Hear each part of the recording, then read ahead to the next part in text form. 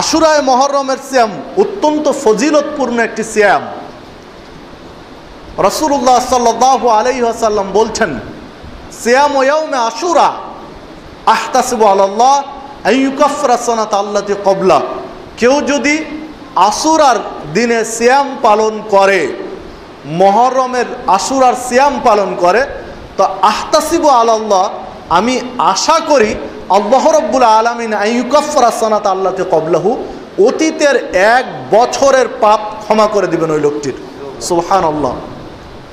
যে হাদিসটি সহিহ মুসলিমের মধ্যে এসেছে, সহিহ মুসলিমের 2728 নম্বর হাদিস। সম্মানিত উপস্থিতি, তাহলে এটি একটি গুরুত্বপূর্ণ ফজিলতপূর্ণ সিয়াম, একটি নফল সিয়াম।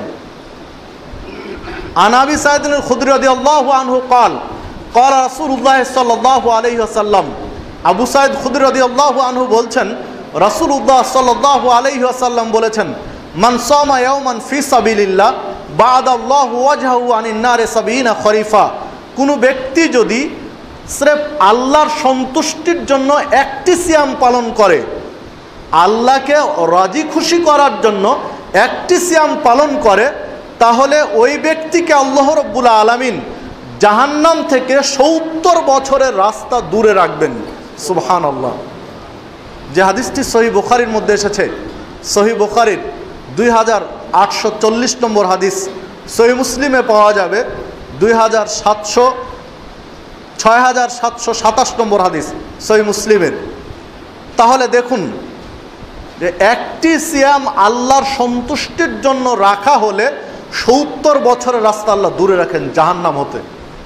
তো মুহররমের 10 তারিখের সিয়াম যদি আল্লাহর সন্তুষ্টির জন্য রাখি, নিঃসন্দেহে সেই ফজিলতটা আমরা পাবো ইনশাআল্লাহ। আন আবি উমামা রাদিয়াল্লাহু আনহু قال قال رسول الله সাল্লাল্লাহু আলাইহি ওয়াসাল্লাম। আবু উমামা রাদিয়াল্লাহু আনহুকে জিজ্ঞাসা করা হলো, রাসূলুল্লাহ সাল্লাল্লাহু আলাইহি ওয়াসাল্লাম বলেছেন, আবু উমামা বলছেন, রাসূলুল্লাহ সাল্লাল্লাহু আলাইহি ওয়াসাল্লাম বলেছেন, মান সামা ইয়াওমান ফি সাবিলিল্লাহ, কোনো ব্যক্তি যদি আল্লাহর সন্তুষ্টির জন্য একটি সিয়াম পালন করে, বা'দাল্লাহু জাআলাল্লাহু বাইনাহু ওয়া বাইনান নারে খন্দাকান কামা বাইনাস সামাই ওয়াল আরদ, তাহলে ওই লোকটির জন্য আল্লাহ রাব্বুল আলামিন এমন একটি পরিখা খনন করবেন জাহান্নাম আর ওই লোকটির মাঝে, যেমন দূরত্ব কামা বাইনাস সামাই ওয়াল আরদ, আকাশ এবং জমিনের মাঝখানে যত ব্যবধান, যত দূরত্ব, এমন প্রশস্ত একটি খনন খাল খুঁড়ে দিবেন ওই লোক এবং জাহান্নামের মাঝখানে, লোকটি যেন সহজ জাহান্নামে যাওয়ার ব্যবস্থা না হয়। সুবহানাল্লাহ।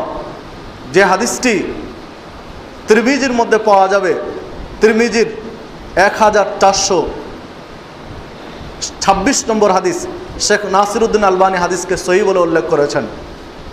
তাহলে একটি সিয়াম আল্লাহর সন্তুষ্টির জন্য নফল সিয়াম হলে ওই লোক এবং জাহান্নামের মাঝে এমন একটা খাল করে দিবেন আল্লাহ, যে খালের দূরত্ব হবে আকাশ এবং জমিন, বিস্তর ফাঁকা জায়গার সমান একটা ব্যবধানে রেখে দিবেন।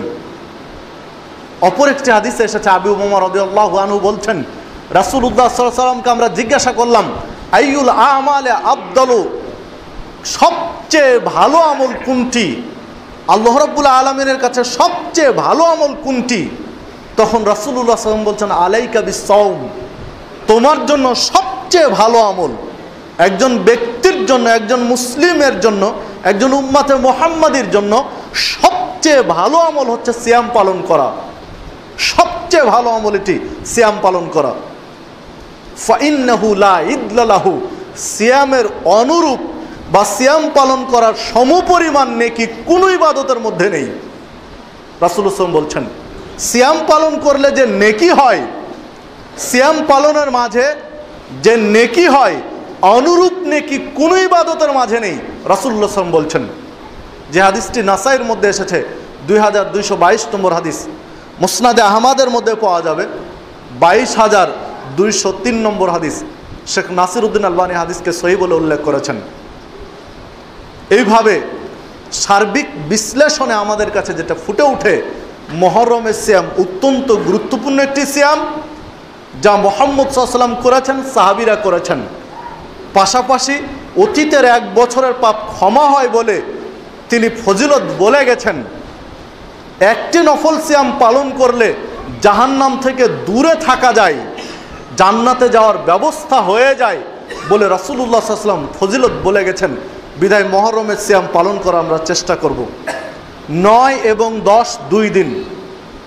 আগামী মঙ্গলবার হচ্ছে মহরমের 9 তারিখ, আগামী বুধবার হচ্ছে মহরমের 10 তারিখ। যারা আমরা সামর্থ্য রাখি, শারীরিক সক্ষমতা রাখি, তারা আগামী 2 দিন তথা মঙ্গলবার এবং বুধবার এই 2 দিন সিয়াম পালন করার চেষ্টা করব। মহরমের 9 এবং 10, যেটা ইংরেজি অক্টোবর মাসের 11 এবং 12 তারিখ পড়ছে, অর্থাৎ 10 তারিখ দিবাগত রাত্রিতে, সোমবার দিবাগত রাত্রিতে সাহারি খেতে হবে। তবে উদ্দেশ্য থাকবে, নিয়ত থাকবে নাজাতে মুসা আলাইহিস সালামের নাজাতের জন্য, নিষ্কৃতির জন্য। মুসা আলাইহিস সালাম যে নাজাত পেয়েছিলেন এই দিনে, আল্লাহ রাব্বুল আলামিন বাঁচিয়েছিলেন ফেরাউনের কবল থেকে, তার শুকরিয়া স্বরূপ এই সিয়াম।